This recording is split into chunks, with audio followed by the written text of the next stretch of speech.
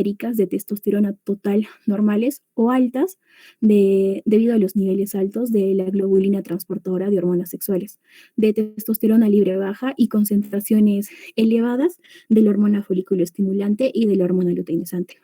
Las drogas también es muy importante mencionar, ya que como los opioides u otras drogas que activan el sistema nervioso central, incluidos los cannabinoides, y muchas drogas psicotrópicas pueden inhibir lo que es la secreción de esta hormona liberadora de la gonadotropina y esto produciría lo que es un hipogonadismo secundario y consecuentemente lo que es la infertilidad masculina.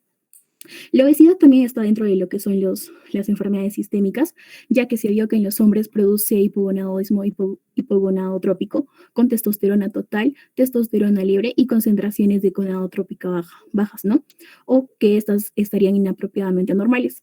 Ahora, lo que es la disminución de las globulinas transportadoras de las hormonas sexuales a nivel sérico también estaría asociado con la obesidad y esto contribuiría a las bajas concentraciones séricas de testosterona total, ¿no? Siguiente. Bueno, el segundo grupo viene a ser los efectos testiculares primarios de la espermatogénesis, que como vemos son los más frecuentes, ¿no? Van a ser el del 70-80%. Dentro de estos vamos a encontrar 4 grupos: los trastornos congénitos, los trastornos adquiridos, las enfermedades sistemáticas y causas genéticas de la espermatogénesis. Bueno, vamos a tener que dentro de los trastornos congénitos, el síndrome de Klinefelter y sus variantes, la criptorquidia, la distrofia miotónica, el síndrome de castración prepuberal funcional. Vamos a tener los síndromes de insensibilidad de los andrógenos, la deficiencia del alfa-5 de reductasa, los trastornos del receptor o de la síntesis de estrógenos. Dentro de lo que son los trastornos adquiridos, vamos a tener el varicocele, infecciones tales como la orquitis viral, la orquitis granulomatosa, la orquiepidermitis. Los fármacos, como los agentes alquilantes, el alcohol, la marihuana, antiandrógenos, el ketoconazol, espironolactona, antagonistas de los receptores de histamina 2, así como también la radiación ionizante. Exposición a toxinas ambientales, tales como lo que es el dipromocloropropano, el disulfuro de carbono, cadmio, plomo, mercurio, estrógenos ambientales y fitoestrógenos, ¿no? También lo que es la exposición al tabaco y la hipertermia. Dentro de los trastornos aquí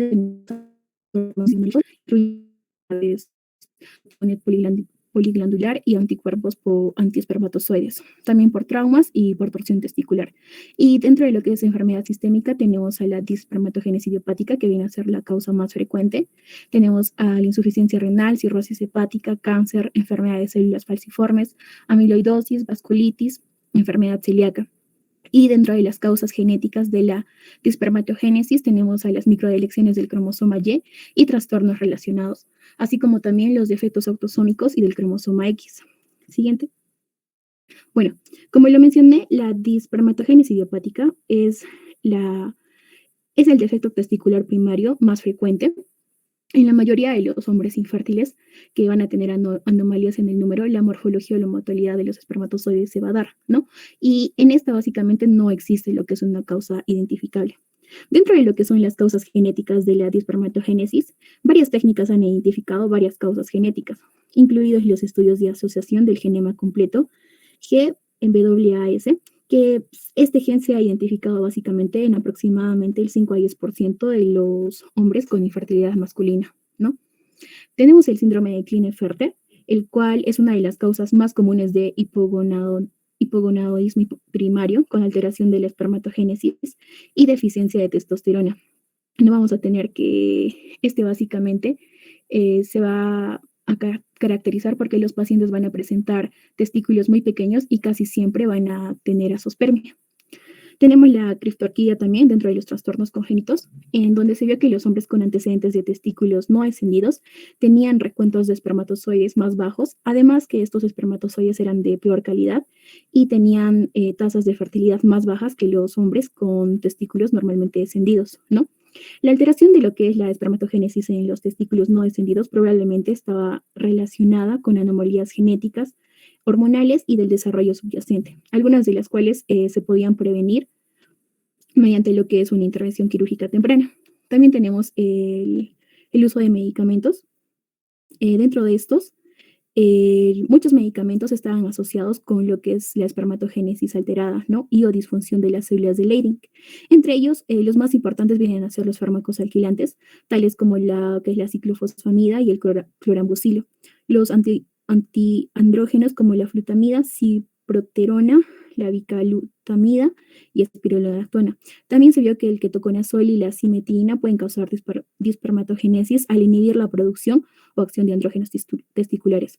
Y también se vio que la marihuana puede disminuir la fertilidad masculina al disminuir las concentraciones de esperma y la calidad del esperma, incluida lo que es la motilidad, pero según estudios hasta la fecha existe muy poca evidencia de esto, ¿no? Siguiente. Bueno, en el tercer grupo tenemos a los trastornos del transporte del esperma, que es en un pequeño porcentaje, que es del 2 al 5%, en donde vamos a encontrar la disfunción del epididimo, ya sea por fármacos o por alguna infección, anomalías en los conductos deferentes, ya sea por ausencia congénita, síndrome de Young, alguna infección o por la vasectomía, ¿no? También tenemos en estos las vesículas seminales y próstata, trastornos en los conductos eyaculadores y la disfunción sexual.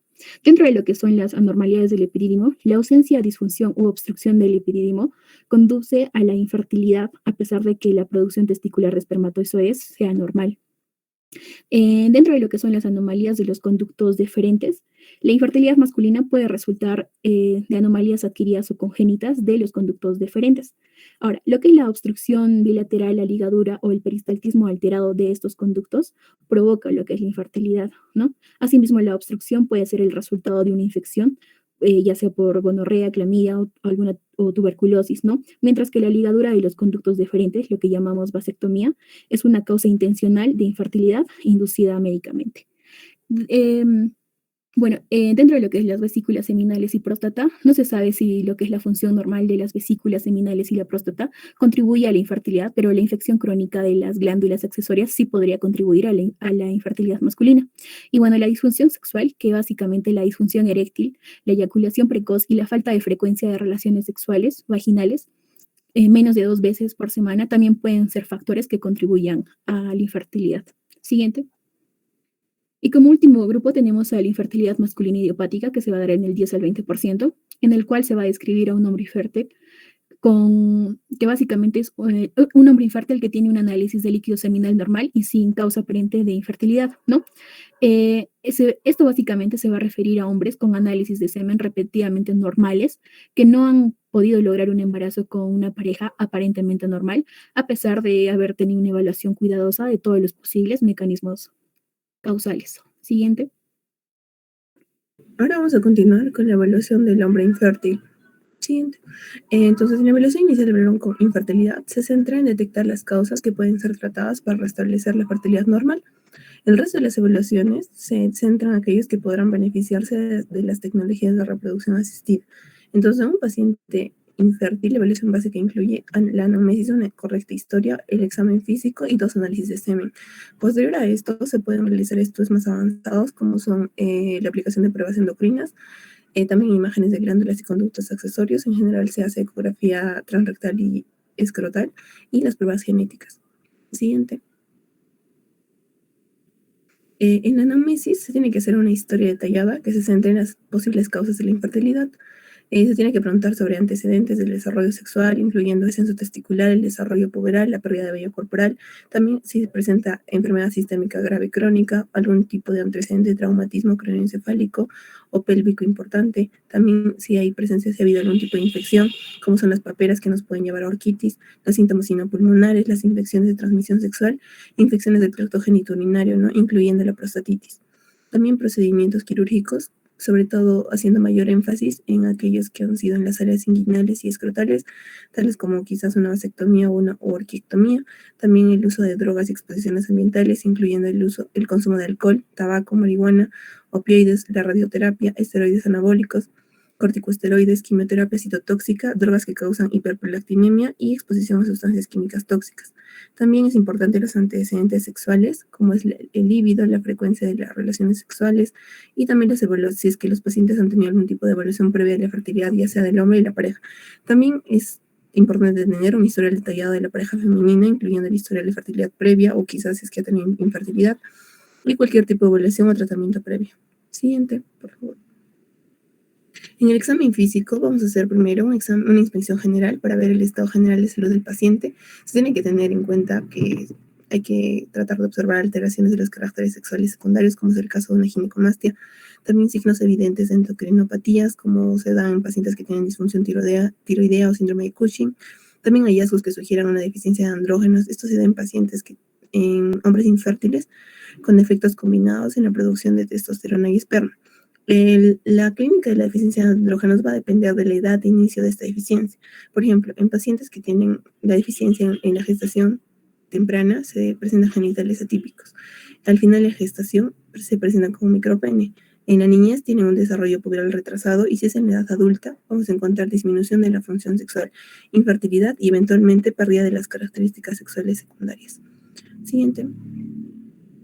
Entonces, cuando hacemos una inspección general, algunos datos nos pueden dar mayor luz a qué patología nos está produciendo esta infertilidad. Por ejemplo, si tenemos una hiperpigmentación difusa y irregular, esto puede causar infertilidad por sobrecarga de hierro. La piel delgada, el equimosis, estrías púrpuras anchas, nos puede hacer pensar en un síndrome de Cushing.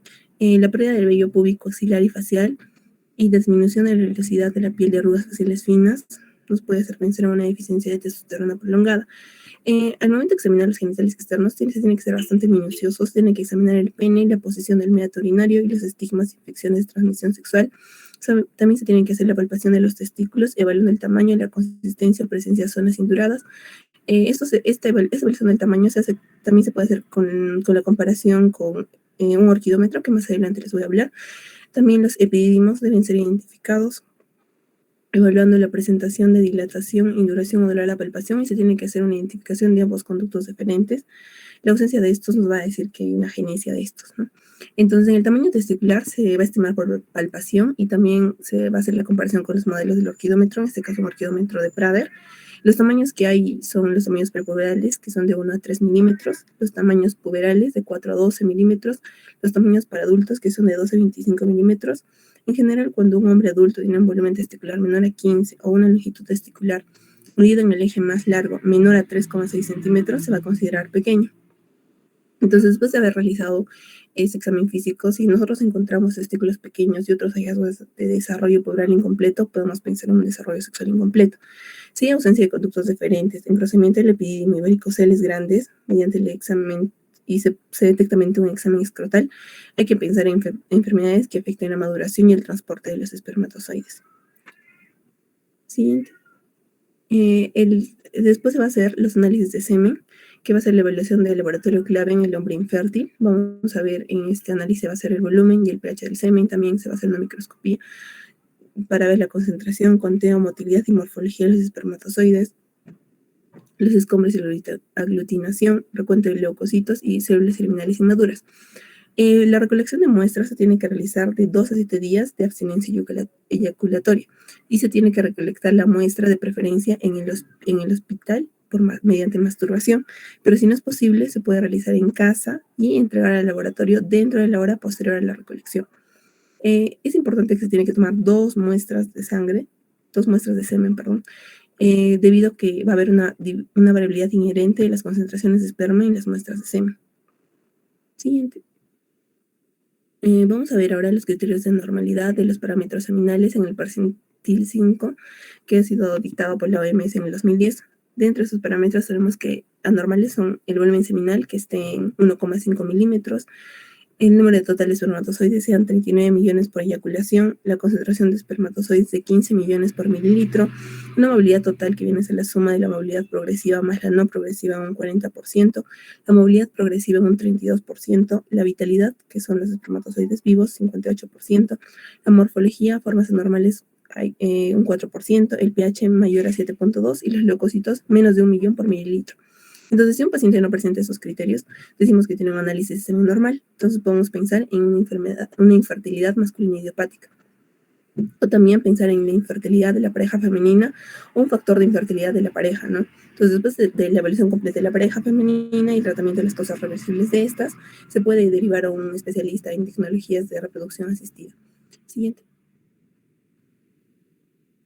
Y en pacientes que tienen un análisis de semen anormal, generalmente esas anomalías están en las concentraciones, en la concentración, en la morfología y la motilidad de los espermatozoides.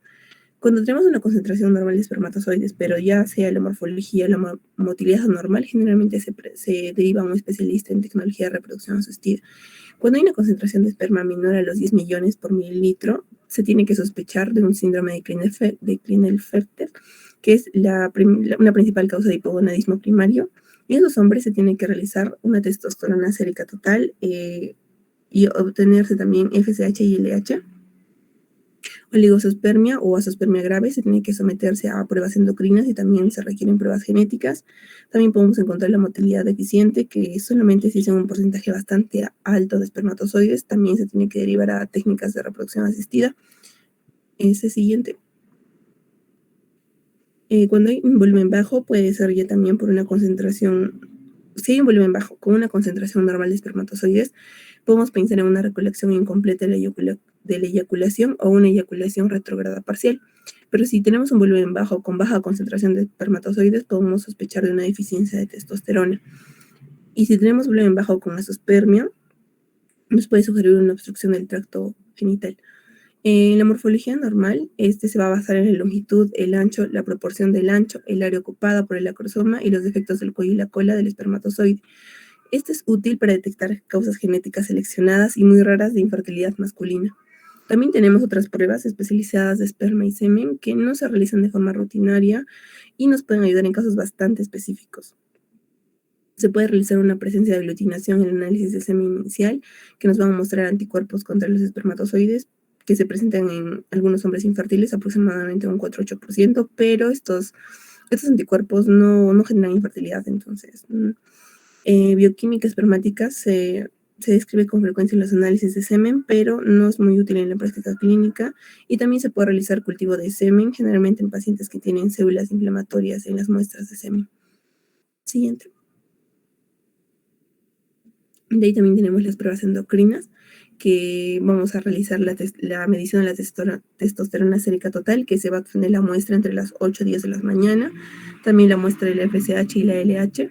Estas pruebas endocrinas nos van a ayudar a hacer una adecuada evaluación endocrina y nos va a poder ayudar a diferenciar de las fallas testiculares primarias, que es un hipogonadismo hipergonadotrofo, o la falla hipofisiaria o hipotalámica, que es el hipogonadismo hipogonadótrofo. Se va a indicar en pacientes que tienen alteraciones en las muestras del esperma, alteración de la función sexual o que tengan hallazgos clínicos sugerentes de endocrinopatías. Por ejemplo, si tenemos un paciente con testosterona baja, FSH y LH altas, pensamos en un hipogonadismo primario. Esto va a afectar tanto la espermatogénesis como la función de las células de Leydig.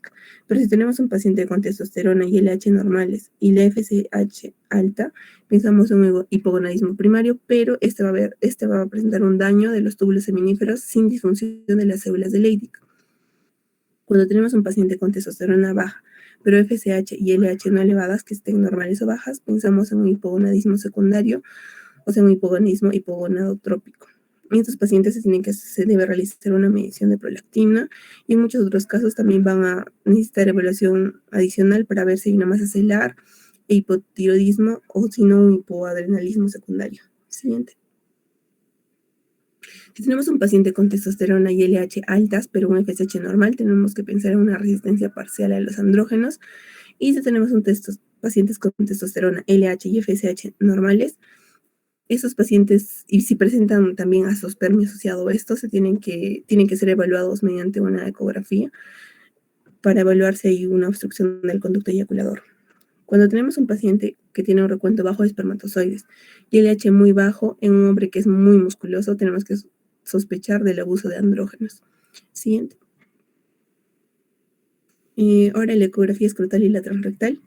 Por ejemplo, en los pacientes que tienen volúmenes testiculares normales, conductos deferentes palpables en el examen, testosterona sérica, FSH y LH normal y presentan azospermia, tenemos que sospechar de una azospermia obstructiva. Entonces se realiza una ecografía escrotal o transrectal y aquí vamos a ver la obstrucción del conducto eyaculador, va a mostrarnos vesículas seminales dilatadas, generalmente un diámetro anteroposterior mayor a 2 centímetros y los conductos eyaculadores dilatados. Se dice que se recomienda utilizar una ecografía escrotal en pacientes que tienen dificultad o imposibilidad de realizarse un adecuado examen escrotal, por ejemplo, en pacientes obesos que han tenido una cirugía escrotal previa o que que presentan testículos altos. Y también mencionan que no es necesario realizar una ecografía escrotal o transrectal en pacientes que tienen varicoceles pequeños, ya que los varicoceles generalmente que generan infertilidad son los varicoceles grandes y estos son fácilmente encontrados en la palpación. Este siguiente. De ahí tenemos las pruebas genéticas que se va a utilizar según la presentación clínica del paciente.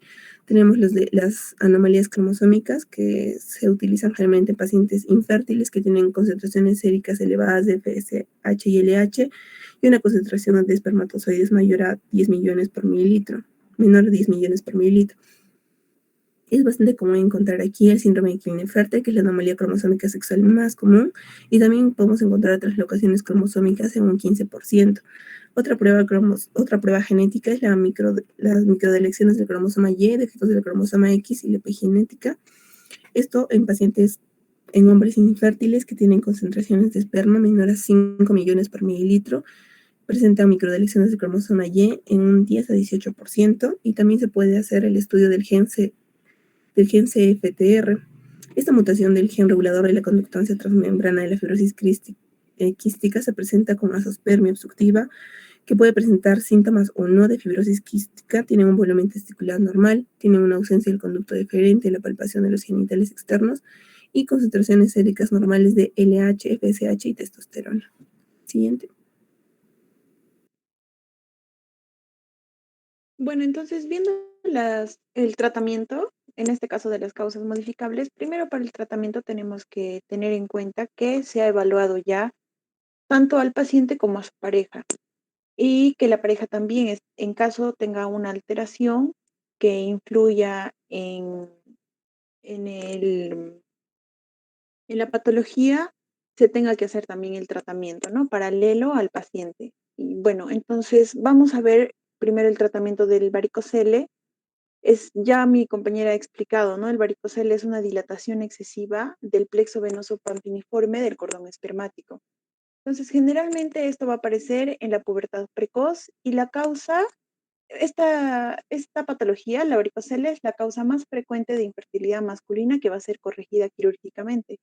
Además que puede ser identificado clínicamente o a través de la visualización del reflujo venoso usando la ecografía Doppler, ¿no? Acerca de su etiología, bueno, lo que más se destaca es el aumento de la presión en la vena renal izquierda, ya sea causada por una anastomosis venosa o por una incompetencia valvular. Am, ¿Cuándo se va a recomendar tratar? Primero, cuando se ha objetivado una alteración progresiva en el desarrollo testicular ipsilateral. O también se debe considerar el tratamiento cuando la varicocele es clínico, ¿no? Ahí vemos su clasificación, el grado cero o el grado subclínico, donde no se puede observar ni palpar, solo se va a identificar usando una ecografía Doppler testicular. El grado uno, 2 y 3 son los grados clínicos, ¿no? Y estos son indicadores de un tratamiento. En el grado uno, cuando va a ser palpable solo con la maniobra de Valsalva. Un grado 2, cuando sí es palpable en reposo, no necesita de la maniobra, pero no es visible. Y el grado 3, cuando va a ser visible y palpable en reposo. Entonces, consideramos también el tratamiento cuando va a haber presencia de oligosospermia o una infertilidad no explicada por otra causa.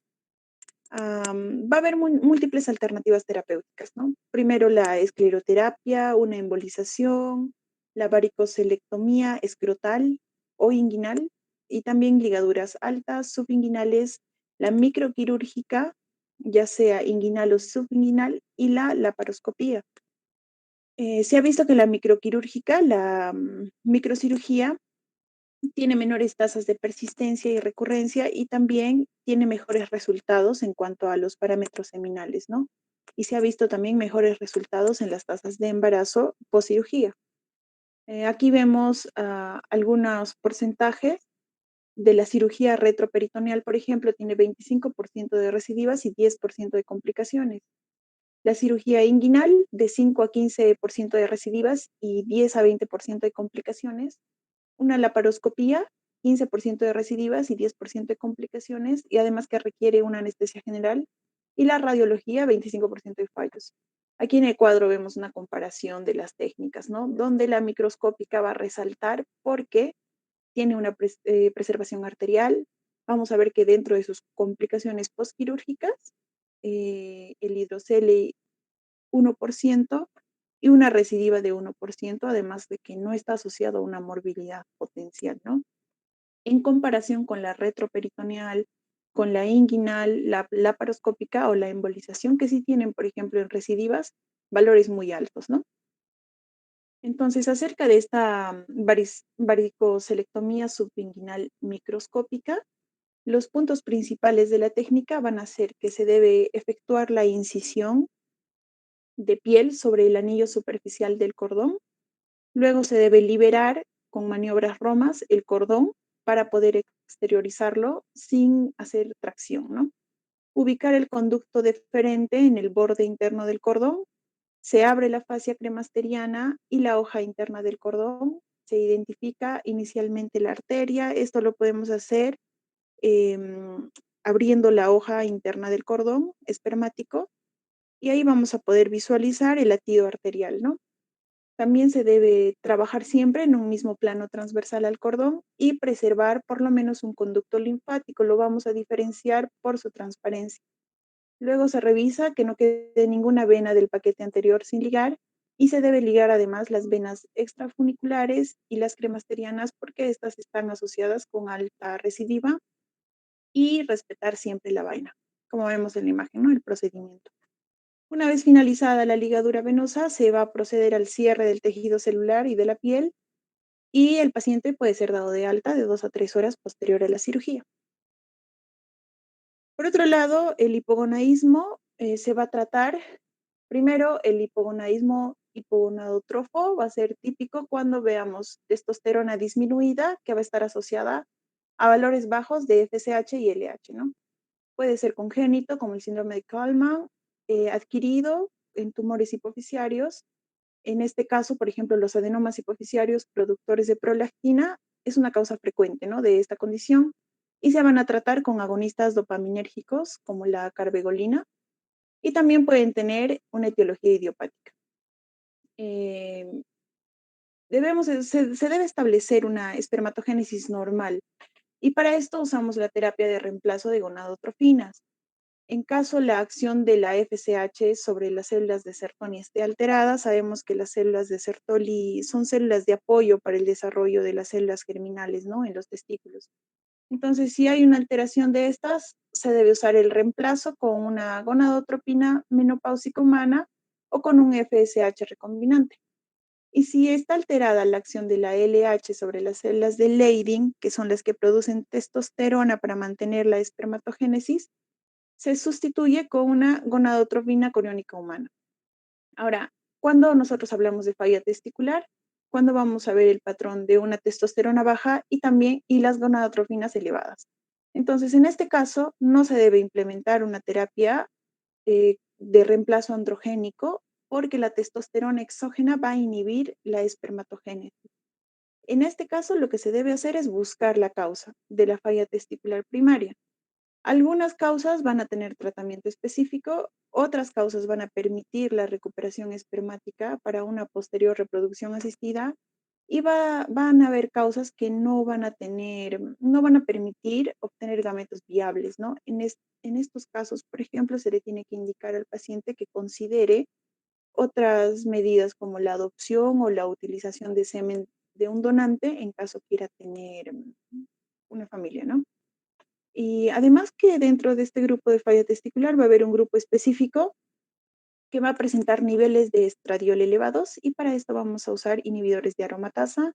Los estudios han demostrado que esta terapia con los inhibidores de aromatasa han mejorado significativamente los parámetros seminales. Ahora, acerca de la zoospermia obstructiva, la zoospermia ya hemos mencionado que es la ausencia total de espermatozoides tras la eyaculación, ¿no? Y el 40% de las azospermias van a incluirse en este grupo de obstructivas. Ahora, esta obstrucción puede ser a nivel intratesticular, a nivel del epidimo o a nivel diferencial. y también en los conductos eyaculadores. Entonces se va a observar testículos de tamaño normal, los epidídimos dilatados, bajo volumen seminal y una FSH normal. Para esta patología hay dos principales tratamientos, una corrección quirúrgica y la recuperación espermática, seguida de una inyección intracitoplasmática de espermatozoides. Entonces, esto, por ejemplo, se va a usar, perdón. Ya, entonces, para esta inyección citoplasmática de espermatozoides, se utilizan diferentes técnicas que van a depender del sitio de obstrucción y también mucho tiene que ver la experiencia del cirujano, ¿no? Por ejemplo, la aspiración espermática microquirúrgica desde el epidídimo o una aspiración espermática percutánea desde el epidídimo o se puede hacer también una extracción espermática desde el testículo.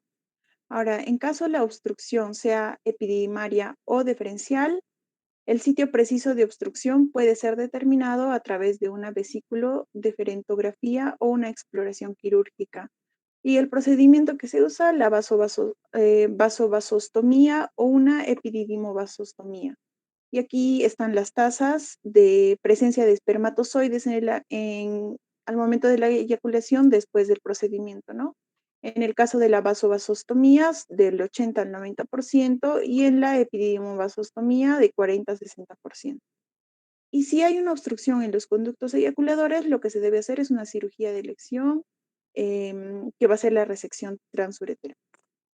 Ahora, cuando la zoospermia no es obstructiva, cuando es secretora, por ejemplo, esto va a reflejar un daño severo de la espermatogénesis y van a haber múltiples condiciones que nos van a llevar a esta falla testicular, ¿no? Se va a caracterizar clínicamente por los testículos pequeños y blandos que van a estar asociados a una FSH elevada. Entonces, aquí el tratamiento ha revolucionado desde que se ha descrito la extracción espermática desde el testículo, y esto se puede optimizar cuando se realiza una microdisección, ¿no? Entonces, esta es la técnica de elección. En esta técnica se pueden reconocer visualmente los túbulos seminíferos que más probablemente contienen espermatozoides y entonces de estos túbulos se va a extraer los espermatozoides. Si bien hay esta técnica, también existe el tratamiento médico, ¿no? La mayoría de los hombres con azoospermia no obstructiva no son aptos para un tratamiento médico, pero algunos pueden recibir un tratamiento eficaz con la terapia hormonal antes de considerar una cirugía, porque en algunos casos esta terapia hormonal puede tratar por sí sola una azoospermia no obstructiva sin necesidad de cirugía y en otros casos puede ayudar bastante, ¿no? La corrección de un posible desequilibrio hormonal mejora las posibilidades de una recuperación quirúrgica. Entonces, las tres etiologías que van a estar asociadas con un desequilibrio hormonal y que se pueden beneficiar de este tratamiento médico son el hipogonadismo hipogonadotrófico, el exceso de andrógenos o esteroides y el hipogonadismo hipergonadotrófico. Por otro lado, el tratamiento de las disfunciones sexuales y eyaculatorias, en este caso, si hay un trastorno del líbido, debe estar asociado, por ejemplo, a baja testosterona. Estos pueden ser tratados con moduladores del receptor de estrógenos, como el clomifeno o el tamoxifeno, o inhibidores de la aromatasa o la gonadotropina crónica humana. Si es que existe una disfunción eréctil, se usa los inhibidores de la fosfodiesterasa 5 o inyecciones intracavernosas, ¿no? Como las autoinyecciones, supositorios intraureterales, cremas tópicas o dispositivos de erección por vacío o implantes de pene. Y si los pacientes son aneyaculatorios, acá se debe usar una estimulación peniana vibratoria, una electroeyaculación transrectal o la recuperación espermática quirúrgica, poseyaculación. Ahora, el tratamiento antioxidante, se ha visto que este tratamiento con antioxidantes orales se ha basado en múltiples estudios que demuestran una mayor concentración de los ROS, ¿no? Lo que son el estrés oxidativo y sus productos de degradación, tanto en el plasma seminal de los pacientes infértiles con alteración de diferentes parámetros seminales. Entonces, lo que se utiliza son por ejemplo, con mayor evidencia, la L-carnitina, la vitamina C y la vitamina E. En el caso de la vitamina C, lo que va a hacer es proteger las estructuras espermáticas lipídicas. La vitamina E protege las lipídicas y la vitamina C las hidrofílicas frente al ataque del estrés oxidativo, ¿no? Y también es importante mencionar los cambios en el estilo de vida porque si bien hay poca evidencia de que estos cambios van a mejorar la fertilidad, hay una evidencia y está de biología de que, por ejemplo, el tabaco, la marihuana, el consumo excesivo del alcohol y la obesidad alteran la fertilidad, entonces se debe evitar, ¿no? Y esto sería útil para optimizar la espermatogénesis. Por otro lado, el aumento del calor escrotal, si bien puede afectar la espermatogénesis, no se recomienda, algunas bibliografías no recomiendan el uso, perdón, no recomiendan que sea necesario, por ejemplo, evitar la ropa interior ajustada o situaciones que te expongan al calor, ¿no? Como los saunas o los baños calientes. Y eso sería todo. Gracias. Muy bien, chicos, ¿alguna pregunta sobre el tema de infertilidad masculina?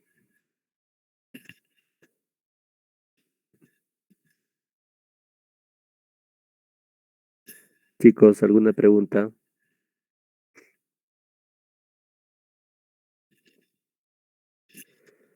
Un favor, chicos, por el tema de tiempo, estamos quedando para la siguiente clase, que va a ser el tema de disfunción eréctil, y se va a exponer también el tema de infecciones bacterianas.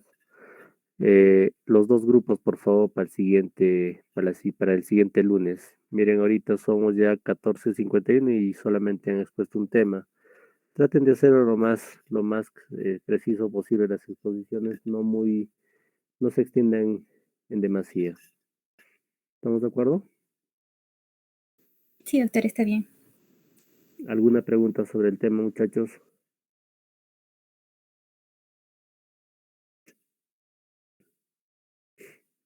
Creo que ninguna. En todo caso, el día lunes, por favor, preparamos ambos temas, disfunción eréctil e infecciones bacterianas. Y para la siguiente, que sería ya el 18, tendríamos que exponer infecciones específicas e infecciones de transmisión sexual. ¿Estamos de acuerdo? Sí, sí, doctor, correcto. Listo, muchachos, ha sido un gusto. Cuídense mucho, sigan cuidándose y hasta la próxima clase. Gracias, doctor. Gracias, doctor. Gracias. Buenas tardes. Hasta luego. Hasta luego.